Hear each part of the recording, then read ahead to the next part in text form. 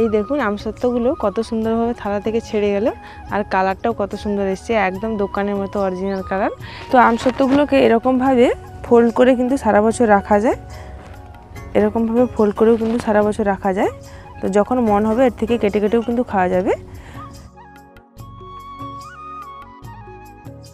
এই দেখুন আমসত্ত্বগুলো কাটিং করার পর দেখতে কিন্তু আরও অপূর্ব লাগছে। তো কোন কাটিংটা আপনাদের পছন্দ হলো তা আপনারা অবশ্যই কমেন্টে জানাবেন। নমস্কার বন্ধুরা, ভিলেজ ফুড বসের চ্যানেলে আপনাদের সবাইকে স্বাগত জানাই। এখন তো কাঁচা আম প্রায় শেষ হতে চলেছে, আর গাছে কিন্তু আমও পেকে যাচ্ছে। তো আমাদের একটা গাছে কিন্তু আম পেকে গেছে, দেখুন অনেকগুলো আম কিন্তু গুঁড়িয়ে নিয়েছি। এখন বাজারে কিন্তু যে আমগুলো পাকা পাওয়া যাচ্ছে সেগুলো কিন্তু মেডিসিন দিয়ে পাকানো হচ্ছে। আমাদের গাছে একদম টাটকা তাজা দেখুন আমগুলো পড়েছে, দেখতে কত সুন্দর। আমগুলো ছোট হলেও কিন্তু দেখতে খুব সুন্দর, আর খেতেও কিন্তু টক মিষ্টি স্বাদের। তো এই আমগুলো দিয়ে আজকে আমি কিন্তু আমসত্ত্বের রেসিপি বানাবো, আর এটা কিন্তু একদমই দোকানে যেরকম আমসত্ত্ব পাওয়া যায় সেইভাবে বানাবো। তো কী প্রসেসে বানালে একদম দোকানের মতো দেখতে হবে আর খেতেও দারুণ লাগবে, সেই প্রসেসটা আজকে তোমাদেরকে শেয়ার করব। তাহলে চলো এবার রেসিপিটা শুরু করি।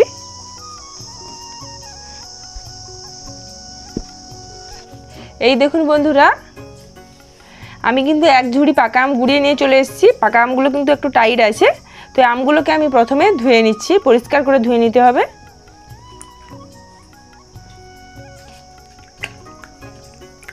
সমস্ত আমগুলো আমি পরিষ্কার করে ধুয়ে নিয়েছি। দেখুন দেখতে কত সুন্দর লাগছে, একদম লাল টুকটুকে। এই আমগুলোকে আমরা বলি সিঁদুরে আম। উপর দিকটা দেখুন একদম সিঁদুরের মতো লাল, আর নিচের দিকটা কিন্তু সবুজ।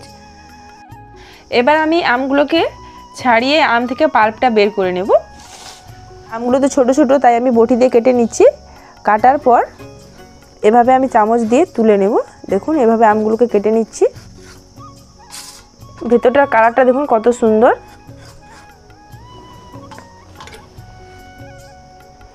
সব আমগুলোকে এরকম করে আমি প্রথমে কেটে নেব, তারপর ছাল থেকে আমগুলোকে আলাদা করে নেব। অনেকগুলো আমার কাটা হয়ে গেছে, এই দেখুন এভাবে আমি কেটে নিয়েছি। এবার ছাল থেকে আমগুলোকে আলাদা করে নেব। এই দেখুন কত সুন্দরভাবে খোসা থেকে আমটাকে আলাদা করা যাচ্ছে। ফটাফট কিন্তু হয়ে যাচ্ছে। দেখুন আমি সরাসরি কিন্তু মিক্সি জারের মধ্যে নিয়ে নিচ্ছি, আমগুলোকে ব্লেন্ড করে নিতে হবে। অনেকগুলো আম তো দুবার ধরে হবে, তাই আমি প্রথমবারে আমগুলো যে কেটেছিলাম সেগুলো প্রথমেই আমি ছাড়িয়ে এভাবে খোসা থেকে আমটাকে আলাদা করে নিচ্ছি। এইটুকু টাইমের মধ্যে দেখুন কতগুলো আম কিন্তু ছাড়ানো হয়ে গেল কত সুন্দরভাবে। আর আমটার কালারটা দেখুন, একদম গাছ থেকে পাকা আম তো, এবং কত সুন্দর কালার। আমের কালার যতটা সুন্দর হবে আমসত্ত্বটা কিন্তু ততটাই কালারফুল হবে।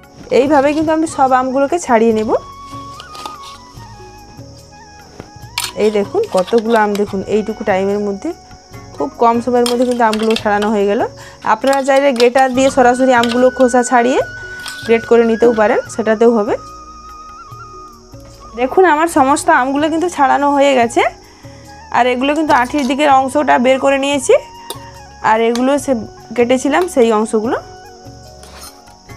তো একসঙ্গে এগুলোকে ব্লেন্ড করা যাবে না, কিছুটা কমিয়ে দিচ্ছি, দুবার ধরে ব্লেন্ড করতে হবে। একবার মিক্সিতে ব্লেন্ড করা হয়ে গেছে। দেখুন কালারটা কত সুন্দর এসছে, দেখুন খুব সুন্দর কালার, একটা মিষ্টি কালার এসছে এতটা। তো আমি এখানে একটা ছাঁকনি নিয়েছি, আমার আমটাতে একটু রোয়া ভাব আছে সেজন্য আমি ছেঁকে নিচ্ছি। তো আপনারা যে আমটা নেবেন যদি রোয়া ভাব থাকে অবশ্যই ছেঁকে নেবেন।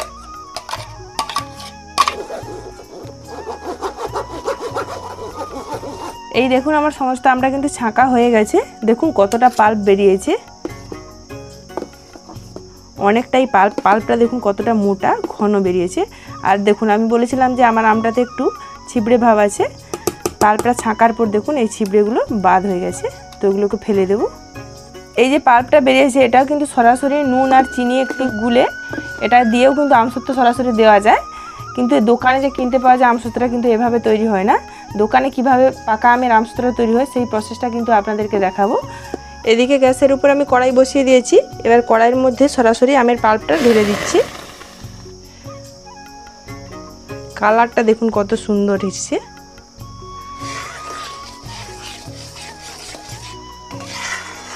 আমের পাল্পটাকে খুব ভালোভাবে কিন্তু একটু পাক করে নিতে হবে, তাহলে কিন্তু একদমই দোকানের মতো খেতে হবে। এর মধ্যে দিয়ে দিচ্ছি সামান্য পরিমাণে লবণ। এই দেখুন আমের পাল্পটা কিন্তু ফুটতে শুরু করেছে। এই পর্যায়ে দিয়ে দিচ্ছি সামান্য পরিমাণে লবণ, তবে লবণটা স্বাদ অনুযায়ী দিতে হবে। এবার দিয়ে দেব কিছুটা পরিমাণে চিনি। আমটা একটু টক মিষ্টি আছে, তবে আম যেভাবে টক মিষ্টি হবে সেইভাবে নির্ভর করছে চিনির পরিমাণটা।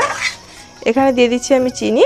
এটা অবশ্যই স্বাদ অনুযায়ী দিতে হবে। আপনারা যদি একটু বেশি চিনি মিষ্টি ভাব পছন্দ করেন তাহলে একটু মিষ্টির পরিমাণটা বাড়িয়ে দেবেন, আবার যদি একটু টক টক খেতে পছন্দ করেন তাহলে চিনির পরিমাণটা একটু কমিয়ে দিতে পারেন। তবে আমসত্ত্ব, পাকা আমের আমসত্ত্ব একটু মিষ্টি মিষ্টি কিন্তু ভালো লাগে। আর পাকা আমের আমসত্ত্ব বানাতে গেলে কিন্তু কোনো রকম কোনো মশলা দেওয়ার প্রয়োজন নেই। কাঁচা আমের আমসত্ত্বে কিন্তু চিলি ফ্লেক্স বা অন্য কিছু মশলা দেওয়া হয়, কিন্তু পাকা আমের আমসত্ত্বে চিনি আর লবণ দিলেই কিন্তু হয়ে যাবে। এইভাবে কিছুক্ষণ আমের যে মিক্সারটাকে একটু গাঢ় করে নেব। এই দেখুন আমের পাল্পটা কিন্তু আমি অনেকক্ষণ ধরে প্রায় 10 মিনিট ধরে ফুটিয়ে নিয়েছি। আমের যে এক্সট্রা যে জল ভাবটা সেটাও কিন্তু একটু কমে যাবে, আর আমের যে পাল্পের ঘনত্বটাও কিন্তু একটু মোটা হয়ে যাবে। তাহলে কিন্তু আমসত্ত্বটা তাড়াতাড়ি শুকিয়ে যাবে।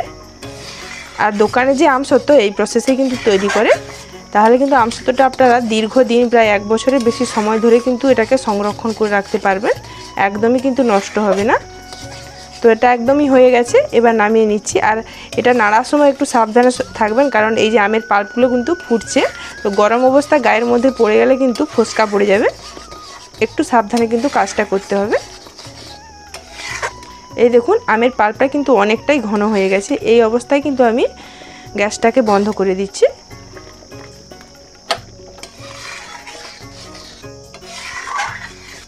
এদিকে আমসত্ত্বগুলো মেলার জন্য আমি কিন্তু 3টে থালা নিয়েছি। থালার মধ্যে অল্প অল্প একটু সরিষার তেল দিয়ে দিচ্ছি, তাতে করে আমসত্ত্বগুলো শুকোনোর পর খুব ভালোভাবে কিন্তু ছেড়ে যাবে থালা থেকে। থালার গায়ে খুব ভালোভাবে সরিষার তেলটা কিন্তু মাখিয়ে নিচ্ছি। এর ফলে কী হবে, আমসত্ত্বগুলো খুব তাড়াতাড়ি খুব সুন্দরভাবে কিন্তু থালা থেকে উঠে আসবে। 3টে থালায় কিন্তু আমার খুব ভালোভাবে তেলকে মাখানো হয়ে গেছে। আর থালাগুলো কিন্তু খুব ভালোভাবে তেল মাখিয়ে নেবে, তাহলে কিন্তু আমসত্ত্ব তুলতে কোনো অসুবিধা হবে না। এবার আমি যে আমের পাল্পটা পাক করে রেখেছিলাম এবার ঢেলে দিচ্ছি। আমের পাল্পটাকে সরাসরি থালার মধ্যে দিয়ে দিচ্ছি। আমসত্ত্বের থিকনেসটা কেমন বানাবেন সম্পূর্ণ নির্ভর করছে আপনাদের উপর। যদি পাতলা বানান কম করে পাল্প দেবেন, আর যদি একটু মোটাভাবে ভাব করতে চান একটু বেশি করে পাল্প দিয়ে দেবেন। এবার আমি 4 সাইডে কিন্তু থালার 4 সাইডে এইভাবে একটু সেট করে নিচ্ছি, যাতে করে সমস্ত আমের পাল্পটা চারদিকে থালার চারদিকে ছড়িয়ে যায়। এই দেখুন খুব সুন্দরভাবে কিন্তু সেট হয়ে গেল। একই রকমভাবে 3টে থালাকে আমি এভাবে আমের পাল্প দিয়ে সেট করে নেব। এই দেখুন আমার 3টে থালায় কিন্তু সেট করা হয়ে গেছে। এবার আমি রোদ্দুরে দিয়ে দেব। এখন যে কড়া রোদ্দুর, এক রোদ্দুরে কিন্তু শুকনো হয়ে যাবে। যাদের রোদ্দুরে দেওয়ার অসুবিধা আছে তারা কিন্তু এইভাবে তৈরি করে ফ্যানের তলায় রেখে দিলেও কিন্তু শুকিয়ে যাবে। এই দেখুন আমি এখানে রোদ্দুরে চলে এসেছি, থালাগুলোকে রোদ্দুরে বসিয়ে দিয়েছি। প্রচুর কড়া রোদ্দুর, এক রোদ্দুরে কিন্তু শুকনো হয়ে যাবে। দেখুন বন্ধুরা কত সুন্দরভাবে আমসত্ত্বগুলো শুকিয়ে গেছে। তো এবার এই আমসত্ত্বগুলোকে আমি থালা থেকে তুলে নেব। শুকনোর পর দেখুন কালারটা দেখুন কত সুন্দর এসছে, একদম অরিজিনাল পুরো দোকানের যেরকম আমসত্ত্ব হয় সেরকম কালার এসছে।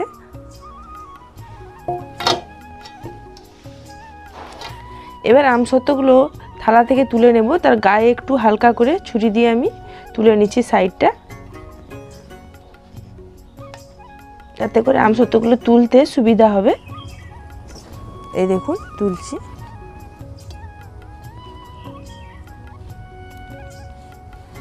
থালা থেকে দেখুন কত সুন্দরভাবে উঠে আসছে আমসত্ত্বটা। এই দেখুন, এই দেখুন বন্ধুরা থালা থেকে আমসত্ত্বটা কত সুন্দরভাবে ছেড়ে গেল। এই দেখুন কালারটা দেখুন কত সুন্দর এসছে, দেখুন পুরো একদম অরিজিনাল দোকানের মতো জলসা কালার। এই একইভাবে কিন্তু আরও 2টো থালা তুলে নিচ্ছি। এই দেখুন আরও একটা থালা তুলে নিচ্ছি। দেখুন কত সুন্দরভাবে থালা থেকে ছেড়ে গেল।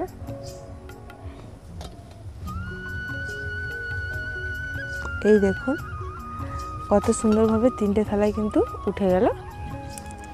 তো আমসত্ত্বগুলোকে এরকমভাবে ফোল্ড করে কিন্তু সারা বছর রাখা যায়। দেখুন দেখতে কত সুন্দর লাগছে, দেখুন একটা খুব সুন্দর মিষ্টি কালার। তো যখন মন হবে এর থেকে কেটে কেটেও কিন্তু খাওয়া যাবে। এবার আমসত্ত্বগুলোকে কাটিং করে শেপ দিয়ে দেব।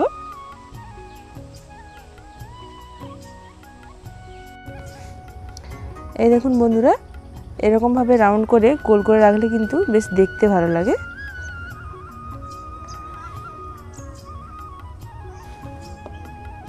এই দেখুন বন্ধুরা কত সুন্দর লাগছে আমসত্ত্বগুলোকে দেখতে। তো এইরকম আমসত্ত্ব যদি আপনারা বানিয়ে সারা বছরের জন্য রেখে দেন, বাচ্চা থেকে বড়দের কিন্তু আমসত্ত্ব সবারই কিন্তু পছন্দের। তো যখন মন করবে